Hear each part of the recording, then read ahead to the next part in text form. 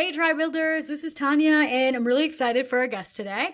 I'm going to be super upfront. I do not freaking know him, which is not typically what I have on this podcast, but I met him through a friend that we just gushed over for like literally 5 minutes.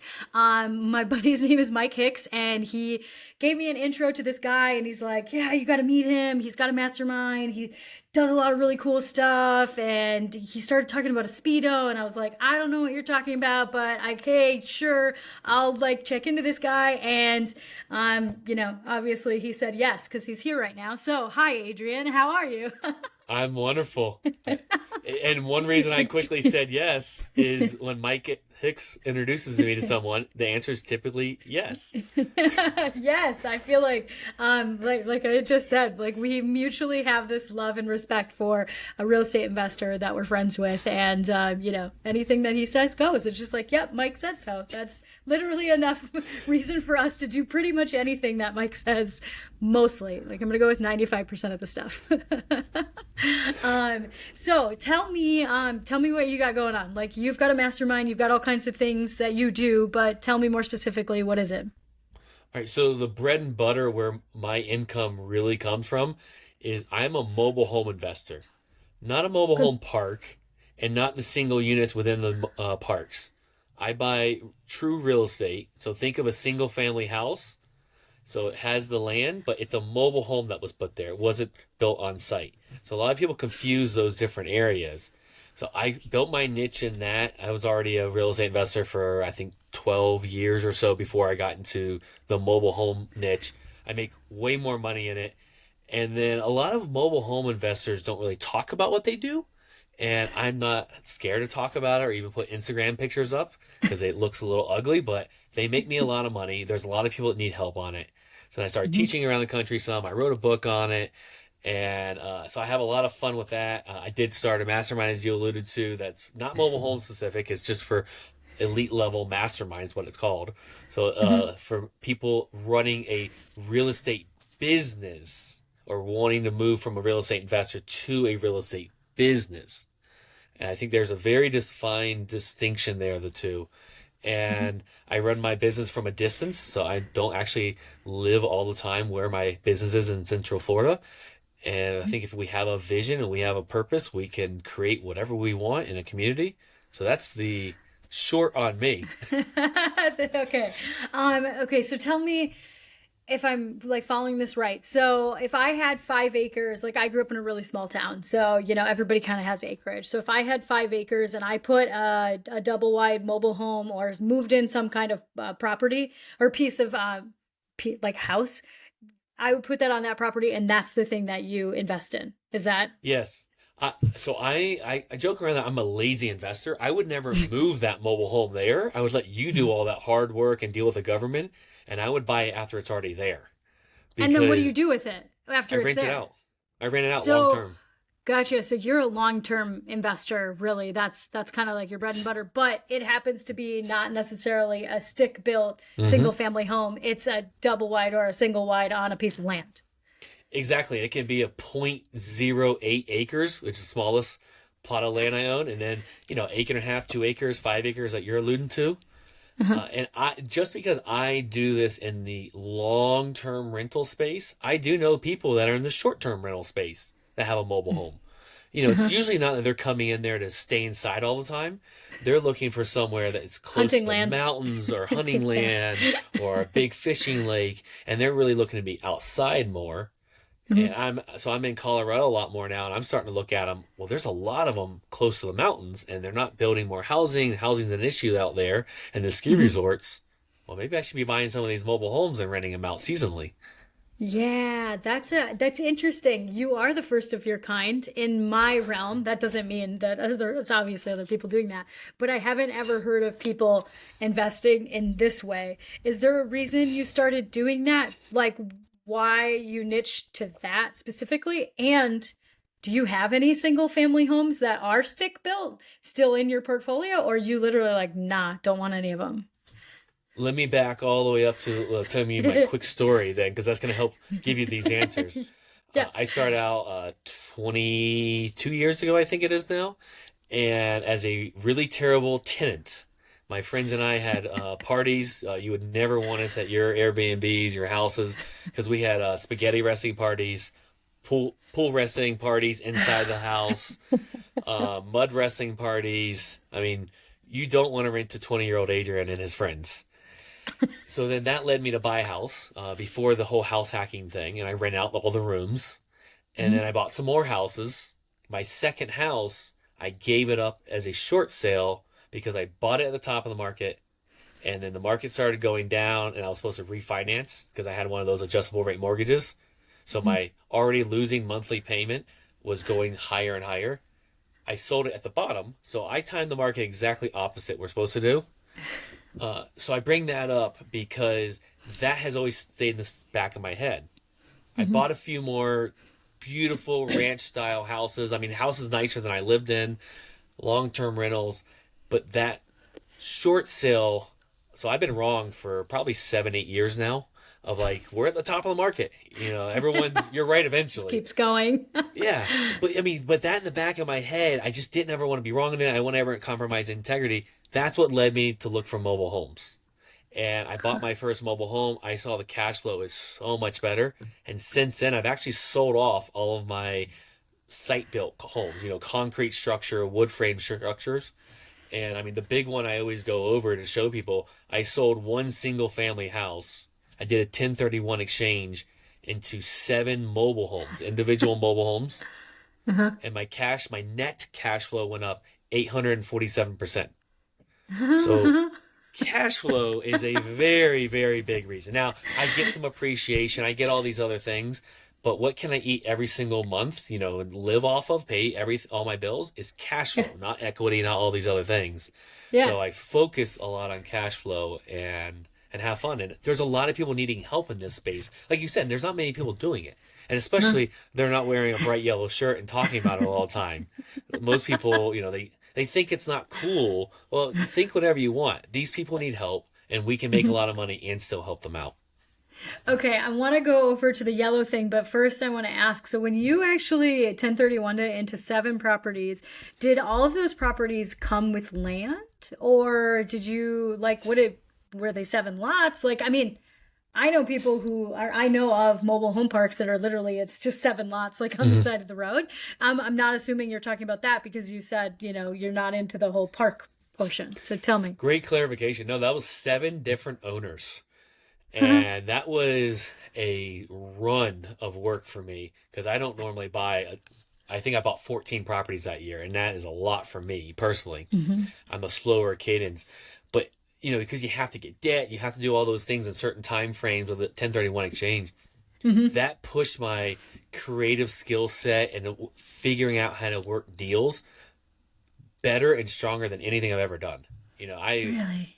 I worked stuff. I had to call people. Hey, I got this scenario, but it really has to fit into this box. How do I move it from here to here? And we made it work. It was great. I was actually thinking I was only going to have to buy 6, and it did such a good job negotiating. I ended up needing 7. Oh, that's so funny. Were they all in like the same county, the same town? Were they like next to each other? Like any of that? So I deal in 3 counties, but within 30 minutes of Plant City, Florida. I learned that in the very beginning of getting serious as a real estate investor. Once I went from a hobby landlord to I actually want to make real money in this.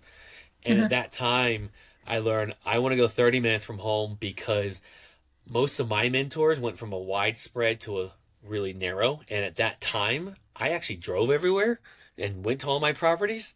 Yeah. Well, if you're going, I had one day that I basically made the triangle. I went from this 30 minutes to here, to here, to here. Well, that's a 30 minutes, an hour, hour and a half, and you're at each one. That's a full day. And I was like, That's not the life I want. So I was like, I am not going further than 30 minutes because, an hour now, you're just compounding that time. And then now, also you have, your contractors don't want to drive that far. And then you deal with even more counties. You have to deal with new laws and I'm too simple for that. There's enough properties. Now, granted, I'm in Central Florida. I know there's parts of where you're at that you can go 30 minutes and may not see a neighbor. So there's parts of the country that are like that. I'm in a dense enough area that's still not a city that I can do that. I just have to work a little harder maybe than going to a big wide net. Yeah, so okay, now that I think of this, so I have a background in flipping houses, sending out postcards, doing stuff like that to get things off market. How are you finding these deals? Because I don't know, are they always on the MLS? Is it like a mixture of things? Are you door knocking the way that our buddy Mike Hicks does? Because he just drives by a place and is like, "Oh, that place is gross," and he'll go knock on the door. What do you do? Well, let's go back to that year that I did a few years ago when I did that 1031 exchange. I did everything. I did Google AdWords I was paying for. I was paying for Facebook. I was putting signs out. I was door knocking. I was sending letters out. I was going to every networking meeting there was. I was telling everyone. I was posting on. I mean, if there was a marketing strategy, I was doing it. What has worked best for me and what I still do today is I'm a networker. Okay. I build genuine relationships. I remind people of what I do. You can't get that overnight. It's a little bit of a time thing, and I know we're going to talk about the yellow. It's a memorable thing. I genuinely care about people so they remember me. I don't just go to the meeting and say, here's my card, call me when you have a mobile home, and I move to the next person. Like, we talk. Like, we could Yeah. barely start this podcast because we were talking. Yes, because we're And then both you remember me. networkers. So, it's that, that I'm a networker. That's been my personality, but I enjoy that. The extreme introverts that don't like that, they're never going to make money on it, so they have to do some type of other marketing. Yeah, But absolutely. I So have you've bought been off able the to pick up. MLS. I'll say it Okay. here. I have bought off the MLS recently. I mean, even in today's market, when people think you can't, my website has produced stuff, and I don't spend a lot of money on my website. I've bought in different ways, but my core of it is networking That's with awesome. And investors. do you still stay in the same spot? Like you're Yes. still in, I mean, you just mentioned Colorado. You might actually start buying there. I'm sure you'll kind of pick a spot and it'll be like same thing though within a half hour of this because you'll build a team and all of that. But really, everything you have is in Florida, is in Central Florida. Yep, I have a really good thing. I have a wonderful office manager that she takes care of the on the ground stuff. It's like it works so well. Why am I going to shake it up and go all over the place? If I do anything in Colorado, it's mainly because I'm here a lot, and if I walk by a property, as you mentioned, Mike does, I door knock or I send him a letter. It's like, wait, I'm not buying here. It's natural for me, and You just get I see excited. I see a problem. I have to go and like try to help and fix it. Oh, that's awesome. And then when you say that, people are having these problems, because I feel like there's kind of a stigma when it comes to real estate. Some people are really, really judgy about things that people are taking advantage of. Can you tell me, you keep talking about, I'm trying to help solve a problem. What's the problem you typically see with the properties that you're picking up? Yeah. I have done really well with properties that are not financeable. That's probably Okay. where I've helped the most. So that not financeable could be, it's a date you want to write down, June 15th, 1976. That is the year the federal government stepped in and HUD said, we have to have a standard on these mobile homes all of a sudden. So banks don't go older than that. So if a Okay. bank won't lend on it, that means our prices drop because, it's private people that will lend on it and we're taking a bigger risk. We have less of an exit strategy. And then, so newer than that, it's similar to houses like, well, it's not up to code. There's all these problems. The roof is leaking. So it's not financeable. Or they Gotcha. want to sell. We always hear people wanting to sell fast. I went through all my deals. I actually found that I help more people that want to sell slow. That they want to know it's sold so that they can close on their next property, get moved over there. So I let Gotcha. people stay after a lot. And that has helped a lot of people. I had a phone call yesterday with a lady, and she wants to sell. She's asking over double of what I think it's worth, and I said, "Yeah, I will pay that if it's going to be on But payments." And I will always pay what someone wants. If so, I let people like, "What do you really need?" And then how can I actually make some money while helping you get what you really need? That's my job of coming up with stuff. Now we couldn't figure it out because she needed all her money now and she needed double what I felt like it's worth. So that doesn't work. But, some people it does work for, and some people are like, no, I want money spread out even further out than, however much time frame. So it's really yeah. just having that conversation, giving options to solve the problem, and then hoping I'm one of the solutions. And I'm not always one of the solutions. Sometimes it's, Yeah. you should call so and so. Like they're going to help you out, not me.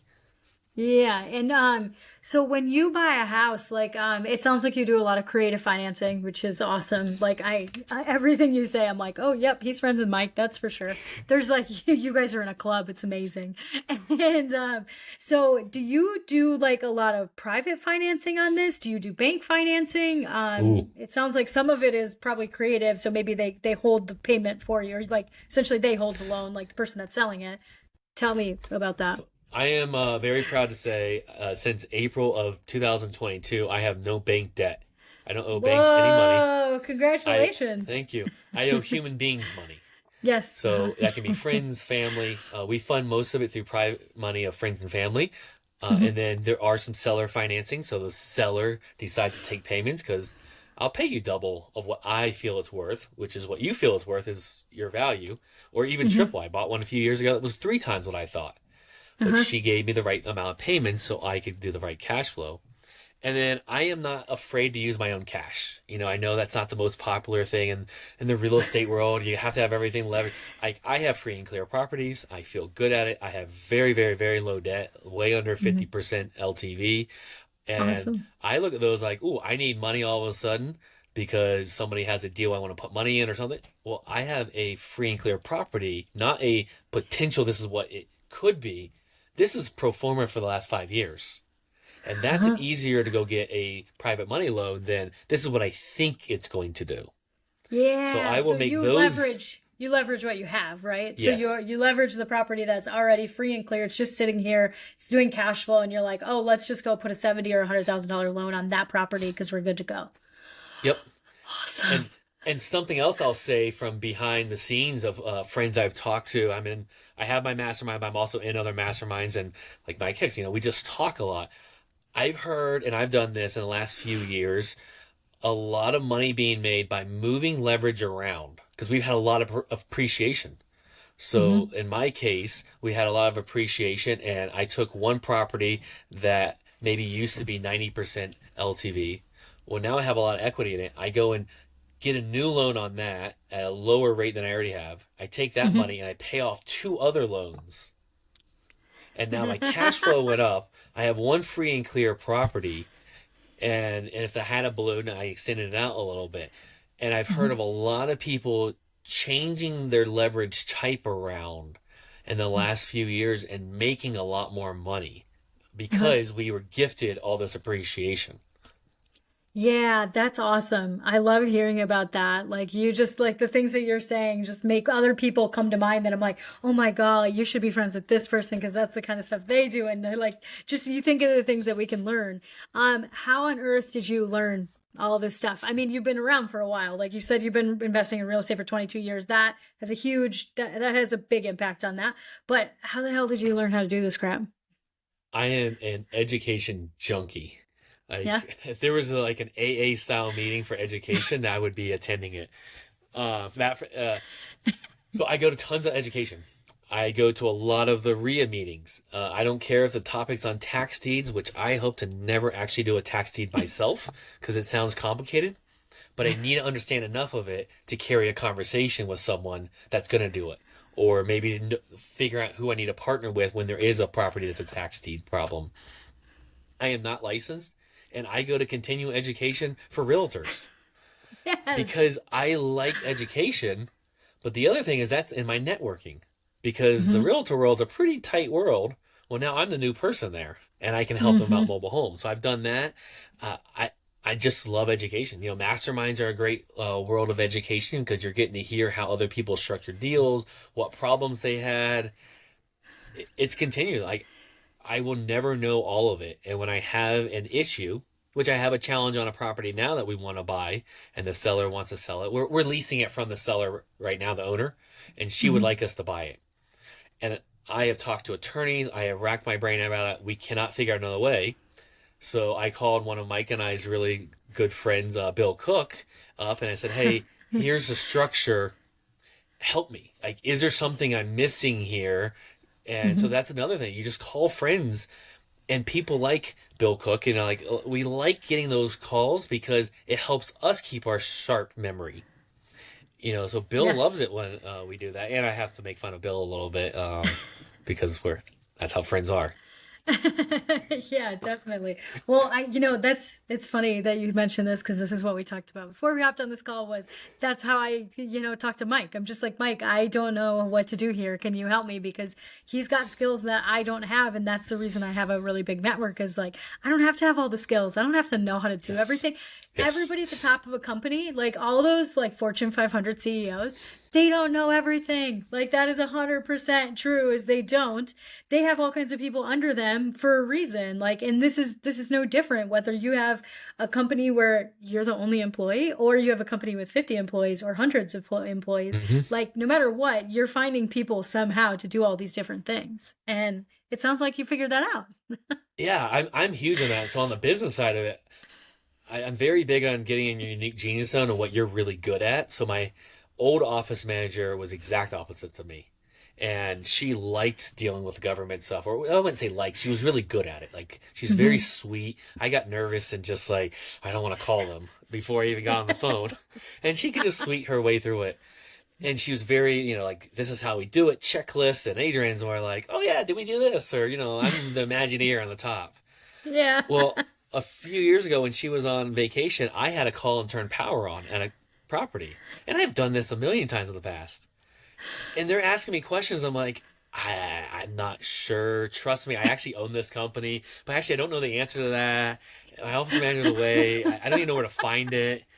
And it sounded like I'm just lying to this lady. And I was like, wow, I have the right team because I now don't know everything about my business. Mm-hmm. And it was an awesome moment and a little bit of a scary moment at the same time. It's like, oh shoot. I think I talk about my assistant that way that I'm just like, she's so awesome.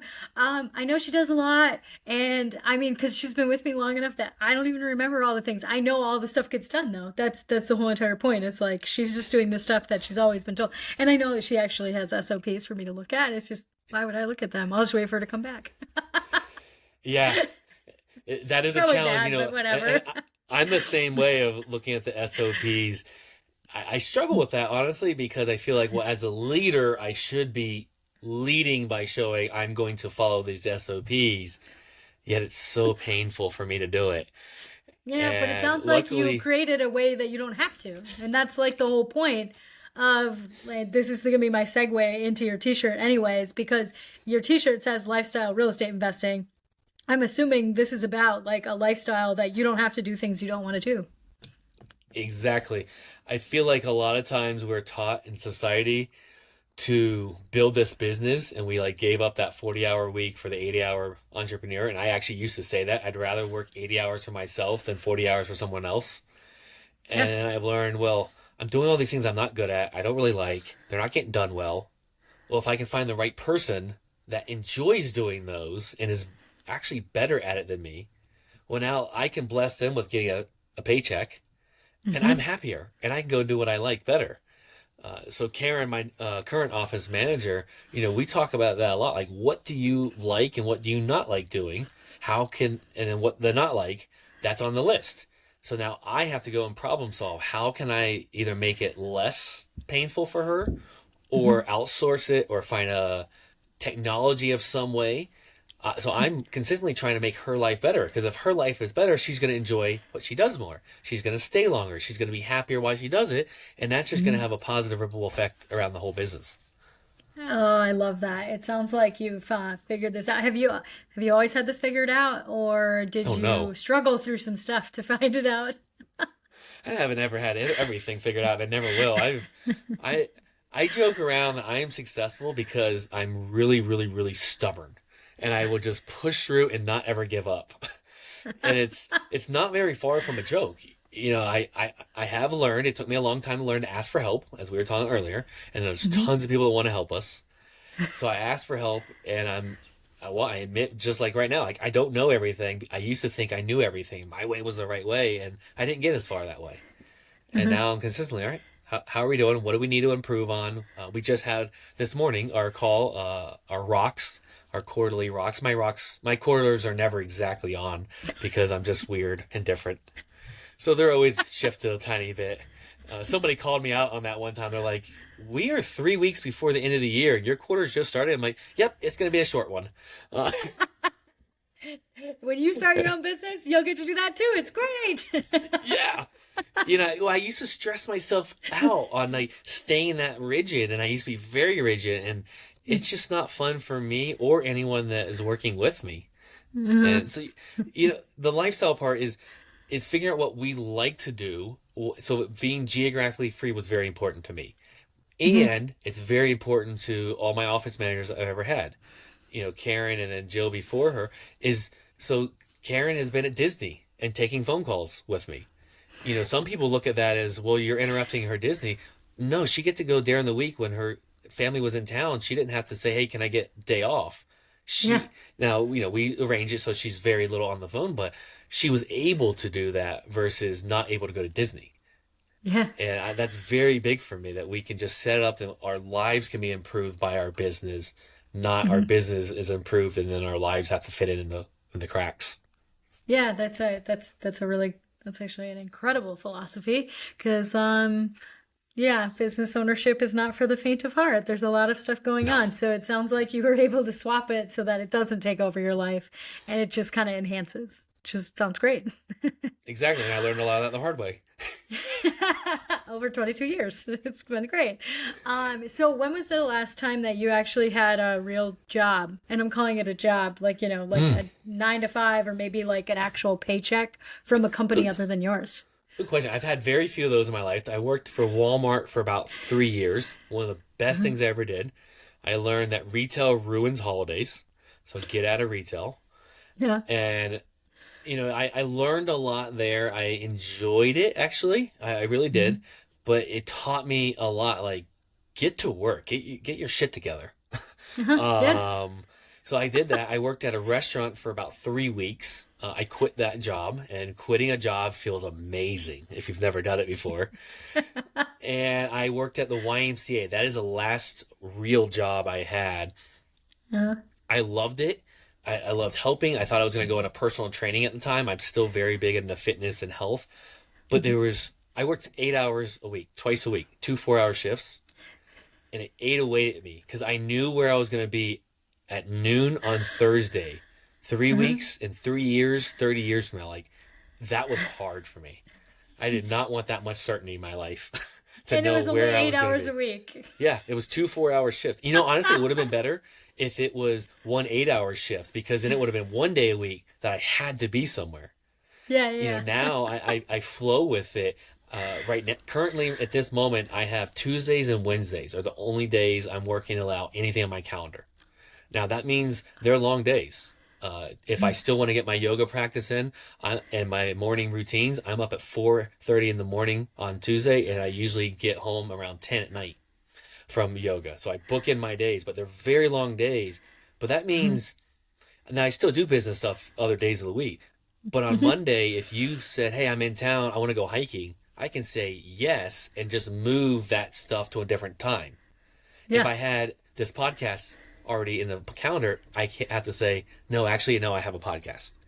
So I've structured my life that way, and I'm willing to, we'll say, make the sacrifice of a long day for the freedom for 5 days to be able to flex and mold and do different things. Yeah, I think that's really, really cool. It's interesting because I guess I work a lot like that too. That I don't have the long days, but it's like I can say yes to things because I can be more fluid because, whatever. But it's then there's a problem of having friends that could do that too. Because it's boring. You're like, oh, you're at work. Yeah. Dang it. We can't go do something. You're joking around about that, but that is a very serious, real problem that people don't realize that come with success.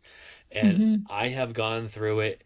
My girlfriend right now is going through a little bit of that. Like we get to that freedom point, and then you're like, well, who's there?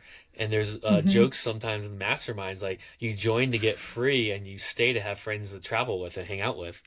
Yeah, no, that's not a And joke. That is actually accurate. Who else do right? you hang out with? Like, I can go to Tennessee right now and be like, hey, Mike, you want to go have lunch and then go hiking? And he can. I mean, unless he's got a Yep. city council meeting or something. But Yeah. still, like, it's true. Like, these are the kinds of people that. And then I think the sucky part about, well, the great and sucky part about mastermind friends is they're always national. Like Hmm. you have to either drive 5 hours to 24 hours to see them, or you have to fly. That's just the people you want to hang out with aren't even around. Yep. It is a great problem to have, challenge to It have. is. It actually is. It's kind of a lot more fun to be like, well, yeah, I don't want to do stuff at night. That's like my time for myself or my husband or something. Honestly, for me, one of the coolest date times is like a Wednesday or a Thursday in the middle of the day.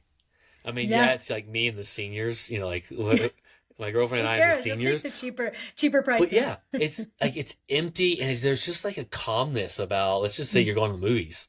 There's a calmness Mhm. about it versus a Friday night where like you have to get there so early and yeah, it's just like hectic It's a and the whole parking thing. lot's full. There's just a calmness about in the middle of the day, hiking. We mentioned Colorado, like I don't have to like worry about is there going to be parking at that hike, which on the Yeah. weekends you always have to.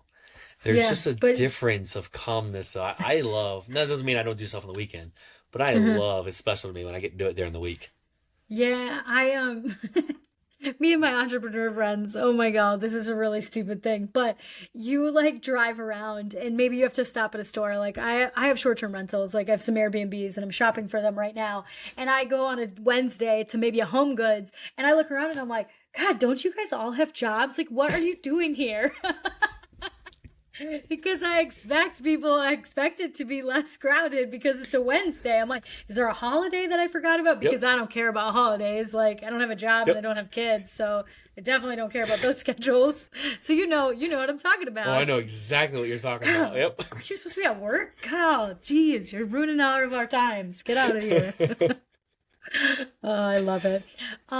Okay, I want you to now, like people, not as many people watch this, YouTube. Thank you for watching if you are, but Adrian right now is wearing a bright yellow shirt, and if you stalk him on Instagram the way that I did, you will see that is the only color this man wears. So, you want to talk about it? Yeah, so the very quick story of the color and the t-shirt and everything, when I was really wanting to grow my real estate, at that time there was a black shirt that had white lettering. It said I buy houses. And I know I like to be different, so I was like, I can't do that. But I wanted something. So I originally made a more of a greenish, like a neon greenish shirt, and it said, "My wife buys houses and mobile homes." Hmm. And it worked. Once I had the right energy with it, but it worked. It was a "you come to me." And now, in hindsight, as I look at it all, I learned that I am better at marketing that you come to me versus me go to you. So like a Hmm. me to go to you to be cold calling, letters, stuff like that. So you come to me as you see my shirt or you see my sign on the side of the road. You heard about me. You come to me marketing seems to work better for me. So the shirt worked for that, and it slowly morphed into just a neon yellow shirt. And I learned about omnipresence. And I was like, okay, well, if I'm going to do omnipresence, I have to always be in this shirt. And I mean always. I have a Speedo, as you already said. I have a tank top for if I'm at the gym. I don't get seen outside in public in anything but neon yellow. And then I became known for wearing neon yellow all the time. And then when I created my education side, it's lifestyle real estate investing. And that I had to keep the neon yellow shirt. Now, why is it a t-shirt versus other stuff? Well, I am more of a personality of the person next door. So a suit and tie, that's going to make me feel stuffy. Now, if it's neon yellow tie, maybe not. But, it's just You not don't seem like a me. suit and tie Uh, guy.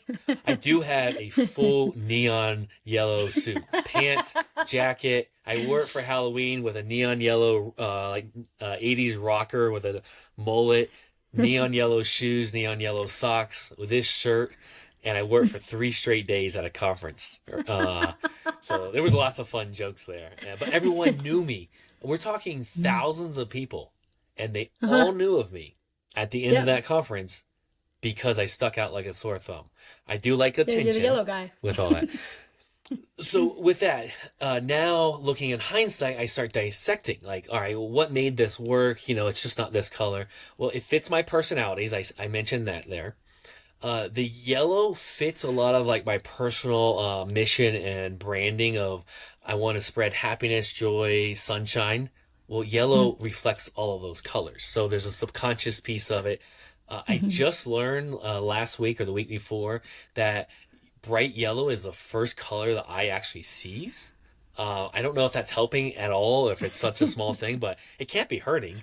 um so I've been one that like I try things out, it starts working, and then I went and figured out why it worked. So the neon yellow has just become my thing. People send me stuff from all over the country with it. Every once in a while I will post a picture though not wearing neon yellow, and Yeah. that gets a lot of attention because people are freaking out. That was actually going to be, that's one of the questions I wrote down because we were talking about this. When is the last time you didn't wear yellow? Like, but you said, so at home you don't wear yellow necessarily. Well, no, because then I'd have to do a lot of laundry. So I'm not going to waste all my odor on shirts at home that no one's seeing. I changed my shirt for this podcast. I had a black shirt on before that. But so my ski jacket that I happen to have is blue. Now, I made my little stickers to go on stuff. Like they're literally on my cup. They're everywhere. See, there's a blue cup but my stickers are there for Yes. it to kind of put. So one of my friends, Greg, he loves to poke fun at me whenever I'm posting a picture of me snowboarding because I'm wearing a blue jacket, and he's like almost starting like a campaign to get me a neon yellow snow. And I'm like, I'd love to do it, but that's a lot of money. That I'm not really. I can spend that money on a lot of other fun things right now than a ski jacket when I have one that works perfectly. But Just eventually get I'll a get yellow one. vest. Just get Yeah. a yellow vest. Well, Like, so I it's did. I fine. bought a It counts. yellow little water pack Yeah. for it. So I bought a neon That yellow one works. of them as some type of branding on there. But you see, and another thing it's doing. This is a fun conversation right now, and you're laughing about it. So what you're gonna remember this because we're talking about it. And when I talk and teach about marketing, that's really what you have to do. What do you enjoy, and you can just talk about more than the actual product you're selling. And if you can go with that, then people will feel and hear the passion that you have for it, and those people are going to connect with you. The other people aren't; they're just not for you. Yeah. And so, like, if it was Star Wars, I can't connect with that. I'm like one of the few people who have never actually watched all the Star Wars movies. So I'm never going to be able to like truly connect with a Star Wars fan. Cat lovers. I like cats, but I am not a cat lover. Yeah. So my ability to talk about cats for hours and hours and hours is not going to win over the person that has the 3 or 4 cats. So like that's what I think it is with marketing. Whatever you truly love as part of your personality, you use that for your marketing, and people are going to feel it, and those people are going to gravitate to you. Yeah, that's really, really good advice because I know that there are certain topics that I talk about that people know I light up. They talk about it. They literally like, oh my God, your whole demeanor just changed. You got really excited. And when I get excited, my level, like my volume of my voice goes up. I start to talk faster. You can literally hear my energy and my excitement. So you're right. Like, how much more fun is it to talk to people about what they like to talk about? Like Exactly. I can just, feel it sounds weird, but I definitely am in the woo weird energy world. Like I can yes. feel your giggles when you were like you're giggling back. I can feel that coming through the computer or whatever around the world. I don't know how it works. I just know I feel it, and it feels good and different. And now I'm going to remember you because of that. Yeah. This is funny. We're obviously kindred spirits in so many ways. Like we adore Mike and the Mikes of the world. And then we know like networking is where it's at. Like this is the reason like things go awesome. So I won't remember you for the yellow. I'll remember you for like 5 other reasons though, because it's just like, that's probably my stubbornness. You were talking about your stubbornness. I'm gonna be like, no, I'm going to remember him because of these 5 things, not because of the yellow, because I'm better than just remembering yellow. And you know what? If you want to look at it from my side, either way, I won. You Yes, remember you me. did. Because, from a Yep. marketing standpoint, the goal is to get the person to remember you. Yeah, And yeah, so, yeah. absolutely. Well, I still remember, people that when I've been at big conferences, like the people that dress in, I don't know, a disco ball suit or like all pink, like top to bottom. There's a couple of pink girls in the markets that I deal with. I always remember them. I'm just like, oh yeah, the pink girls. That's who you're talking about, right? Like, it's like literally a conversation piece, and it was just an outfit. So I feel like you've kind of cracked a code, at least. That's awesome. So can you tell me a little bit about the mastermind that you have? Like, what does it look like? You said that it's called Elite Level Mastermind, but what do you guys do? Yeah, so I even have a hat for it because I Yes, have to still perfect. have my shirt on, so I have to have my Yes. hat and a beanie.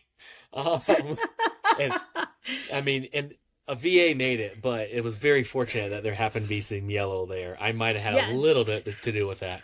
So, Yes, you should. You um, should. I wanted to be a different brand, which is why it's not fully yellow and it's not underneath. All right, so what are we? We are a group of intimate real estate investors, meaning like it's not a group of 20, 30, 40, hundreds of people. We actually keep it to about 10 people in a room together. We usually say like Airbnbs. So we want something that we're, for those few days, we are all in. I mean, we don't go to the bathroom together, but that's about it. So we want to be all in, and we think of it as like your boardroom of advisors. You bring a problem that, maybe you don't want the whole world to know about yet, or your challenge. And then everyone just says, oh yeah, I went through that so years ago. And this is what I did. Or someone can, give a references or different resources, or we just come up with creative, different possible things. And we spend those days together. And then of course there's the after hours conversations that continue. We go to have a few adult beverages, or we look for an Airbnb that has some type of entertainment. The last one had a sauna and a cold plunge and a hot tub and a little putt in the back. Cool. But the point of it is to grow together. We invest with each other. It's not just to go there and check a box and say, oh, I went to this big mastermind, it had 30 people or 100 people. We're there to actually have long-term relationships. And I think there's different ways that people run masterminds. I mentioned already, ours is more of a boardroom of advisors style than a teaching style. And it's for the people that like have a successful real estate business that are just looking to level it up. Not the person that's done 2 or 3 deals. I mean, there's other ones that serve them better. We're not looking to go over ARV again. There's a place and time for that. It's just not what we created. We want to like go from like we're a successful level like to the next level, and because there's always that next level for entrepreneurs. Like I think a lot of us, we just don't want to stop growing. The whole fully retire thing, to me, to the true entrepreneur that was like has it in their blood, they don't like the idea of that. No, they're gonna always a little bit work. Like I say that I'm semi-retired because I like work here and there. I work like a lot, and then I'll stop, and then I'll work again. And I feel like that's kind of what people should do in the entrepreneurial world. Yeah. Unless you're like, I mean, and some people work for 3 years. They like do an IPO, they sell the company, and then they take a year off or even 4 months, and then they do it again anyways. A lot of times, like season of having kids, a lot of people like smooth out their business. And then it's like when their kids leave home, then like, all right, I'm ready to ramp it back up again. They're just different businesses, but they never fully stop, Yeah. And if that sounds terrible to you, you might not be an entrepreneur. You might want to think it through differently. And there's not a right or wrong of that. There's just like, we need both types of people in the world. Yeah, we still have to have people on our teams, so you don't have to be the visionary all the time. What do you guys do? So like if somebody, if somebody wanted to join it, can they join it? Or is it like you need to make your own, this is what it looks like, this is the structure we have? Do you guys meet a certain time every year or like a certain amount of times? Like what does that look like? Yeah, so we meet twice a year in person at the Airbnbs, typically either end of March, beginning of April, and then August, September.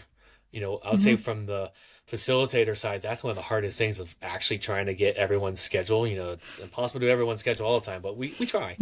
And then the rest of the months we meet on Zoom so that we can still keep some accountability. Hey, you said you were going to do this, or you said you were going to stop doing this, which that's usually the harder one, is to get people to stop doing something.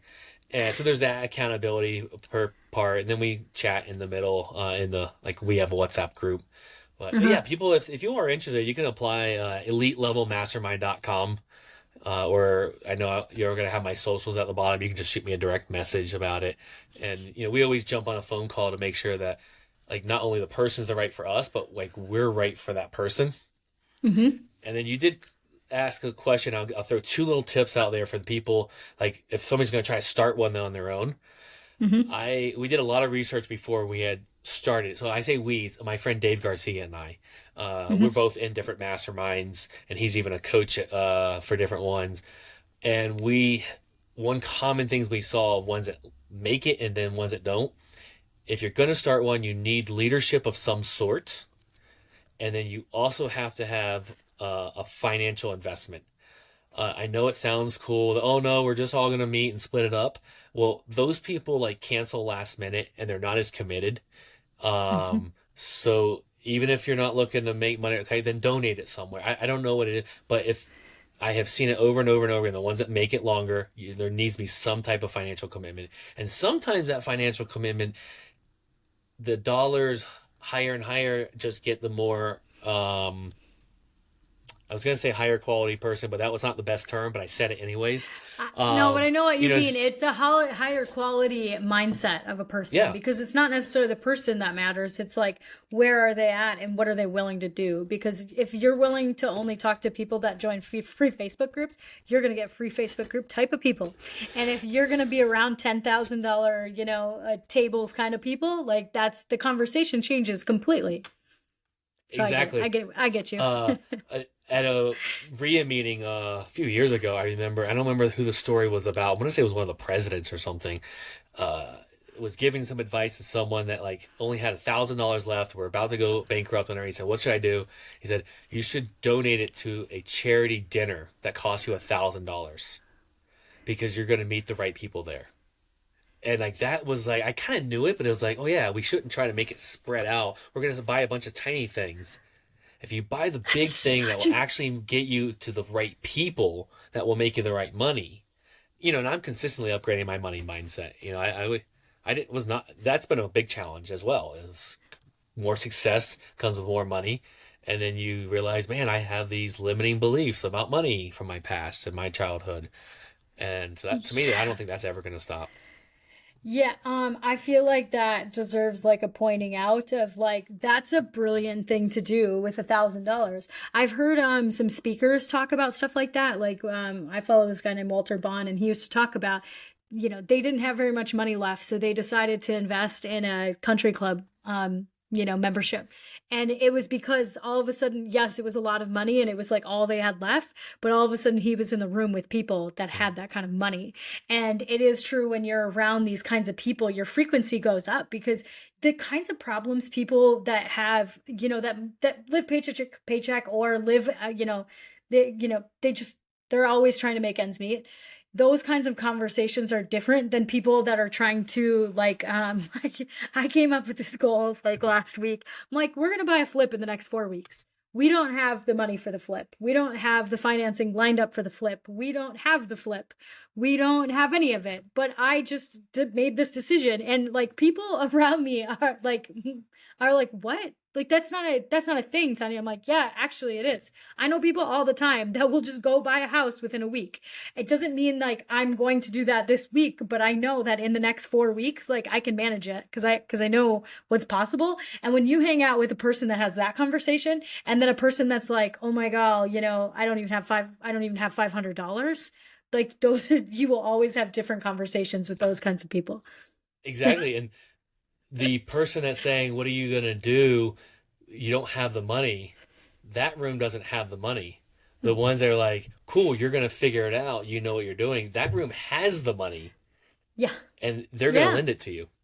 Yeah, absolutely. Well, you just have like, it's just this, like if you're at a dead end, you can decide that that's a dead end. Or I learned a lesson from one of my buddies. He's like, call more banks. His answer was Mm. always call more banks. People would always complain that they couldn't get a deal financed. He's like, well, how many banks did you call? And they said one. Oh, Whoa, like one yeah. bank? There's thousands of banks in the United States. Do you not think that one bank will figure out this? I mean, if it's a bad deal, that's different Yep. story. But if it's a good deal and you only call one bank, well then shame on you. Like you shouldn't get the money from that flip or whatever profit that you're expanding or expecting. But if you call 100 banks, oh, I bet you now you at least have something to say. Like you actually exhausted all efforts, or this amount of effort, I guess, you know? Back when I thought I wanted to continue using banks, I was meeting with two banks a week. So either a bank or a mortgage broker. I was meeting two new ones every single week. I didn't have any deals at times, but Yeah. because of what you said, they all lend a little differently, and it's not that no, we can't do that, or no, that can't be done. It's no, we can't do that. They say it can't be done Yeah. because they can't do it, and Yes. that's one of the lessons I learned by talking to so many of them, and I found that commonality out. Yeah, I know when somebody like says something very specific that why their bank won't do that, I'm just like, well, who cares? Just call another damn bank. Like I did that this week. I called one of my hard money lenders and I'm like, hey, I actually called three hard money lenders and I'm like, hey, like how can I structure this? Because we want to live in the property. And you get like a lot of people don't want to lend when somebody's going to live in it, but we're just like, well, like we want to flip it over 6 or 8 months and then we're going to refinance it and then like deal with it then.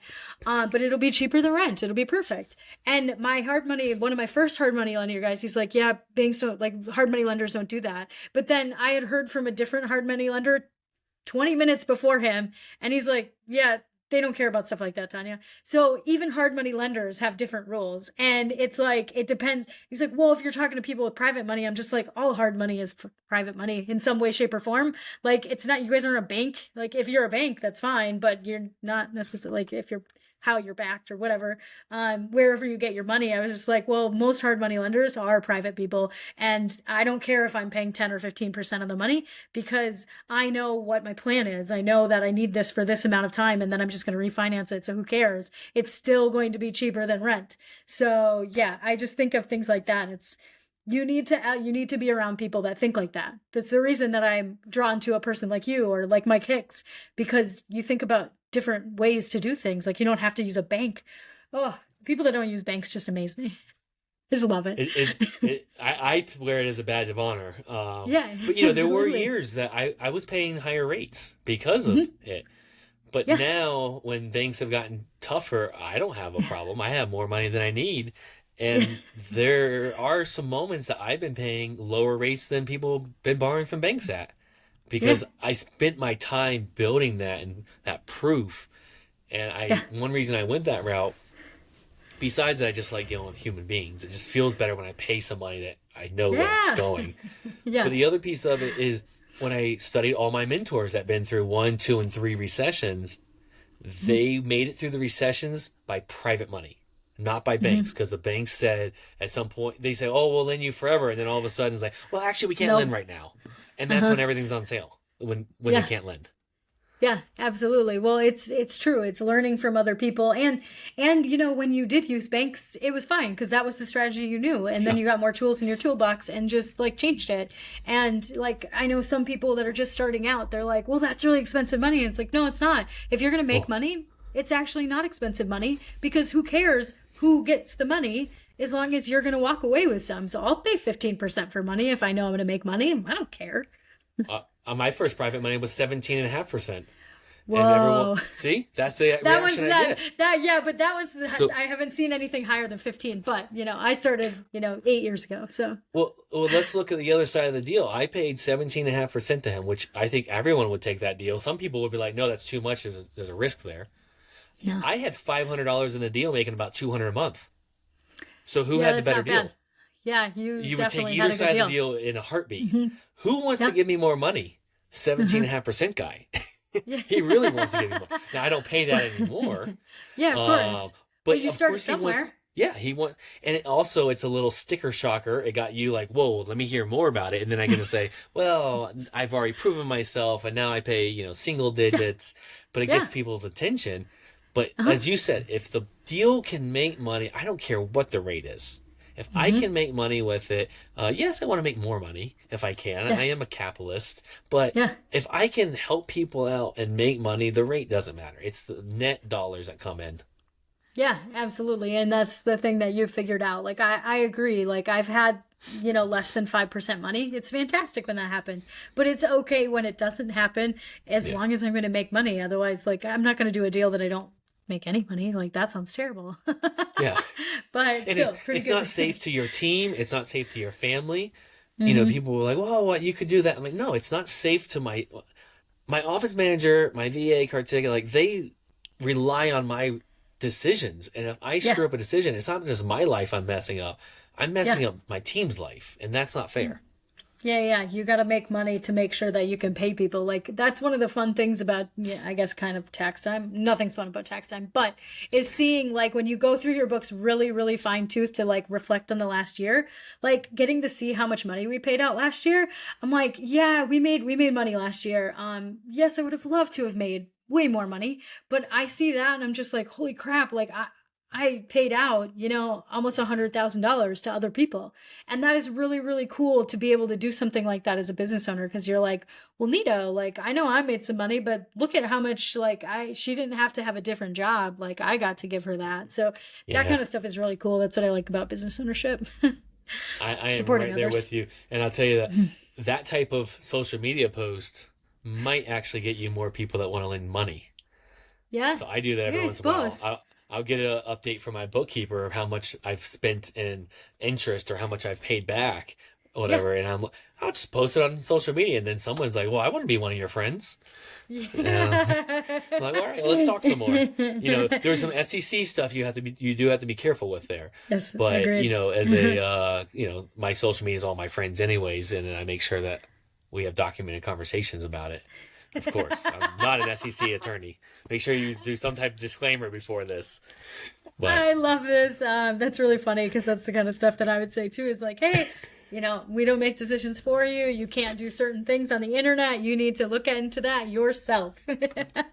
But still, like, I mean, we've done plenty of things that say like, hey, we did actually pay this person out. And we don't give percentages of what we paid out. But if they made $1,000 or $5,000 off of our real estate this year, I mean, good for them. Like, I love it. I agree with the fact that any chance I can not pay a bank or a big, huge company and I can pay a person, I'm like, if I'm only paying, I mean, this is even small potatoes, but if I'm going to pay out $1,000 in interest, I would much rather give that $1,000 to my friend Jordan and his wife to go and do whatever they want with it than a bank that is going to do what they want with it. Yeah, I mean, when they go on a vacation, you're like, man, maybe I was part of that. Or a lot of my friends are saving for retirement. Like, I'm speeding up their retirement. Or my friends' kids cease those accounts. Like, I'm helping them save for, hopefully not college, because that's not for everyone, but like a tech school or something. Whatever they want to do, Adrian. Yeah, whatever they want to do. But I do get proud when I help kids not go to college that are just going to go for something like I did and just pay money. I paid money for 8 years to college and never got a piece of paper. You probably had fun, Adrian, and I bet you have a lot of good stories from it and good friends. So that's what I think of in college is like, well, maybe if I'm not using it, it's okay because I still like the people that I met. And I totally agree. And that's a whole other topic we can have one day of the pros and cons of college. But yeah. I like it when I get to be part of somebody's I quit my job story. Me Those too. are my favorite. I'm just like, did you quit your job? Oh my gosh, when? I like to follow up with those people. So at my mastermind last week, we had a guy that became unemployed. Yay! And that's, I went and bought a congratulations balloon and everything. He became unemployed because he sold his company that he was employed by. So it wasn't your typical story, but he sold the company and he was no longer going to be an employee there, and he has all his other investments and everything. But it was still really cool to be part of that journey. Yeah, to play that little role. It's so fun. Oh, it's so fun to for people to pick their quick date. Like, I'm a quick date junkie, I guess I'm going to call it, because I put it in my phone. And then I typically follow up with the people like a week or two before their quick date to be like, hey, is that still on course? Like, what's happening? And I got a message in January, like a friend of mine quit and his partner reached out to me and he's like, thank you for talking to him about that, because he's been talking about quitting for 3 years and you're the reason he picked a date and he actually quit because of you. I'm like, yes, that is like the most fun piece of being the kind of human that I am. That might be why I might connect to this, because I love doing the same thing. I haven't gone as far as like following up and put it in my calendar, which shame on me for not, but I love being part of people's quitting. No, that's just the kind of person I am. I'm a calendar crazy. I'm just like, okay, what else can I follow up about? If you tell me that you have a goal that you're going to try to knock out this year, you tell me when, and I'll put it on my calendar, and you'll Ooh, you must 100% be get an a text message amazing from me. accountability partner. I am. I'm kind of an accountability weirdo, so that works. I love it. Okay, I know that you have a hard stop, so I'm gonna start wrapping up here. So tell people where to find you if they want to just talk to you, follow you, see you in a Speedo. Teach their own, Adrian. Teach their own. So Facebook, you can find me on my personal Facebook, Adrian Smude. I have a little blue checkbox I pay for every month, so you know it's me. But then on other social medias, Lifestyle REI gets a lot of it. So on Instagram, as you mentioned, Lifestyle REI. You can shoot me an email directly to me at adrian@lifestyle-rei.com. If you want a bright yellow book about buying mobile homes, it's on Amazon. If I can help you, shoot me a message or tag me in something neon yellow when you're at the store. Like I get those a lot. They're fun. And yeah, I'm here to help. Awesome. Okay, cool. Well, I appreciate the time today. Like, this was super fun to learn about you. I understand, thanks to Mike, for introducing us, because I understand why he would say you're really gonna like him. So I appreciate the time today, and yeah, thanks a lot. Thank you. I appreciate you. All right, bye everybody.